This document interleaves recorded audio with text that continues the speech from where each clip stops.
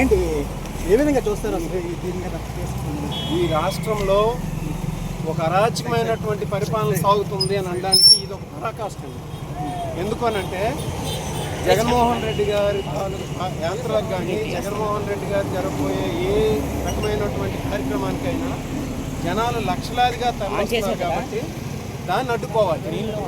ఆ జగన్మోహన్ రెడ్డి గారు రేపు పొద్దున్న పాదయాత్ర చేయకూడదు. జగన్మోహన్ రెడ్డి గారు రాష్ట్రంలో ఎక్కడ తిరగకూడదు. తిరిగితే లక్షల మంది జనాలు వస్తున్నారు. అది రాకుండా ఉండాలని చెప్పేసి ఆ కార్యక్రమాన్ని అడ్డుకోవాలని చెప్పేసి అక్రమ కేసులు బనాయించి రాష్ట్రంలో ఎక్కడా లేనటువంటి విధంగా ఇప్పటి వరకు జరగనటువంటి విధంగా ఇప్పటివరకు చరిత్రలో జరగనటువంటి విధంగా అక్రమ కేసులు బనాయించి ఈరోజు మమ్మల్ని ఎన్నో ఇబ్బందులు పెడుతున్నారు. మేము లీగల్గా ఏది జరిగిందేంటి ఆ రోజు నేను చెప్పాను, ఒక జరగనటువంటి కేసు జరగనటువంటి ఇన్సిడెంట్ ఆ రోజు ఏమీ జరగలేదు. ఆ జరగని ఇన్సిడెంట్ని పట్టుకొని ఏదో జరిగిపోయినట్టుగా ఎస్ఐ గారు మేడం ప్రవళిక మేడం అనే ఎస్ఐ గారిని పెట్టి ఆవిడ్ని బలిపశువం చేసి ఈరోజు మా మీద కక్ష సాధిస్తున్నారు. జగన్మోహన్ రెడ్డి గారిని బదనాం చేసే కార్యక్రమం చేస్తున్నారు. నేను చెప్తున్నాను, ఇప్పుడు మేము ఒక లీగల్ ప్రాసెస్లో వెళ్తున్నాం. గత 10 రోజుల నుండి కూడా ఎందుకు హైకోర్టును ఆశ్రయించాం. ఎంతోమంది చదువుకున్నటువంటి విద్యార్థులు ఉన్నారు, అందులో ఎంతోమంది ఉద్యోగాలు చేస్తున్న వాళ్ళు ఉన్నారు. వాళ్ళని ప్రొటెక్ట్ చేయాలనే ఉద్దేశంతో మేము హైకోర్టుకు వెళ్ళాం.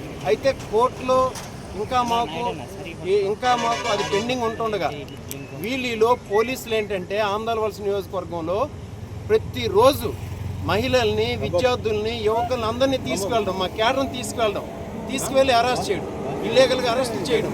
ఈరోజు దాదాపు ఆమదాలవలస నియోజకవర్గానికి సంబంధించి ఒక 50 నుండి 60 మంది క్యాడర్ ఎక్కడున్నారో తెలియనటువంటి పరిస్థితిలో ఉన్నారు.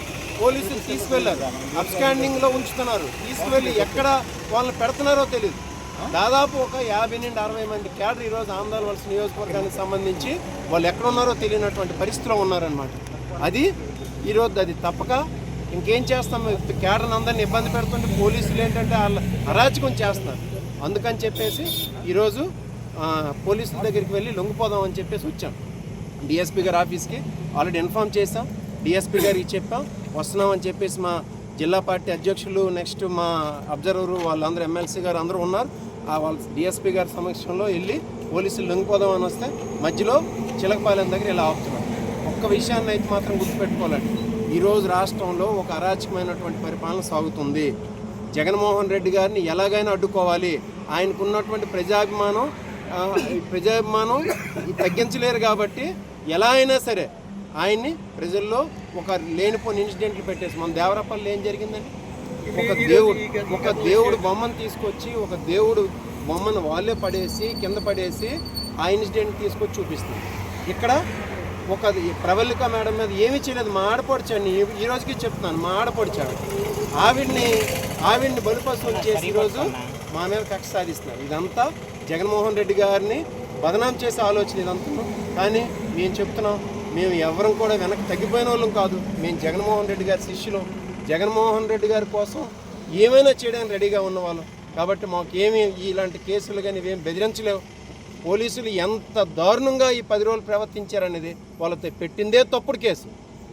దాని మీద ప్రతిరోజు 15 మందిని 20 మందిని పిలవడం, పోలీస్ స్టేషన్లో అరెస్ట్ చేయడం, లేడీస్ని పిలవడం, మా కేడర్ తాలూకా ఎవరైనా ఉంటే వాళ్ళ తాలూకా ఇంటి దగ్గర ఉన్నటువంటి తల్లిదండ్రుల్ని, వాళ్ళ అమ్మానాన్నల్ని, లేకపోతే వాళ్ళ భార్యల్ని పిలిచి అరెస్ట్ చేయడం.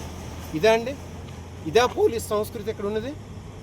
ఇదంతా చేయిస్తుందంతా నారా లోకేష్ గారి ఆధ్వర్యంలో జరుగుతుంది. ఇదంతా ఇంకంత మించేం లేదు. ఇక్కడ ఉన్నటువంటి కోన రవికుమార్ ఉన్నారు, ఈయన ఏం లేదు, ఇందులో ఏముంటుంది.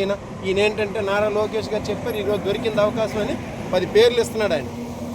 ఏది ఆంధ్రవలస నియోజకవర్గంలో ఉన్నటువంటి క్యాడర్ తాలూకు పేర్లు 10 ఇస్తున్నారు తప్పించి ఇంకోటి లేదు. ఆయన నేను ఎక్కడికి వెళ్ళలేదు. ఆంధ్రవలస నియోజకవర్గంలో నేను ఉన్నాను, ఇంకెక్కడికి వెళ్ళిపోలేదు. నేను ఇక్కడే ఉన్నాను. జస్ట్ ఒక లీగల్ ప్రాసెస్ ఫాలో అవుతున్నాను తప్పించి ఇంకోటి ఏం చేయలేదు. మేము ఒక లీగల్ ప్రాసెస్ చేయట్లేదు. గత వారం 10 రోజులు బట్టి ఇక్కడే ఉన్నాం. నేను యాక్చువల్గా డిఎస్పీ గారి దగ్గరికి వెళ్ళి అక్కడ సరెండర్ అవుదామని వస్తే ఇక్కడ ఇచ్చర్ల దగ్గర వీళ్ళు అడ్డేసి బలవంతంగా నువ్వు తీసుకెళ్తున్నావు. ఎక్కడ తీసుకెళ్తారని చూడండి.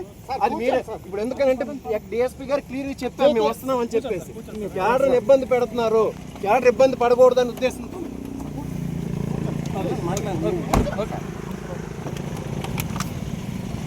అన్న కట్ చేస్తున్నాను. మళ్ళీ చేస్తాను. Light of